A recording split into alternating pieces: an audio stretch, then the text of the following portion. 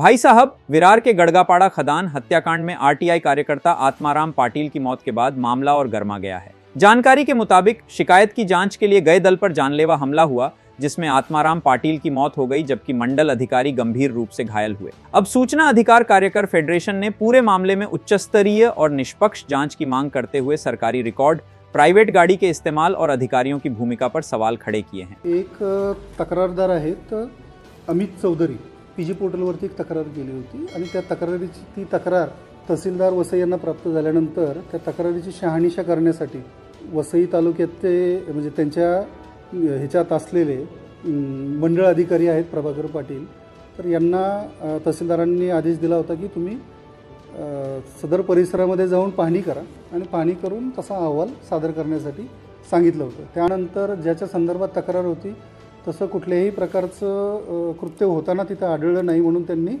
तक्रारदार यांना फोनवरती त्याची कल्पना दिली।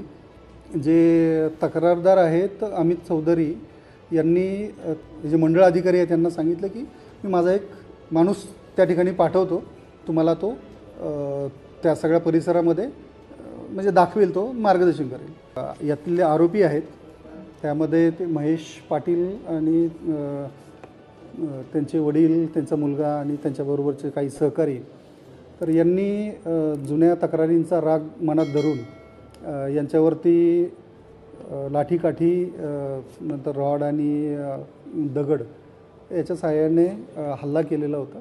मुळात त्यांची झालेली हत्या निर्गुण हत्या आहे। आम्ही ज्या माहिती अधिकार कार्यकर्ता महासंघाच्या माध्यमातून सदर घटनेचा मी निषेध व्यक्त करतो, परंतु घटनेची एकंदरीत पार्श्वभूमी जर आपण पाहिली तर स्पष्ट त्याच्यामध्ये प्रथम दर्शनी असं दिसून येतं आपल्याला की मंडळ अधिकारी जे आहेत विरारचे प्रभाकर पाटील, हे प्रभाकर पाटील स्वतःच्या गाडीतून आत्माराम पाटील यांना बसून त्या ठिकाणी स्पॉट व्हिजिटला गेलेले होते।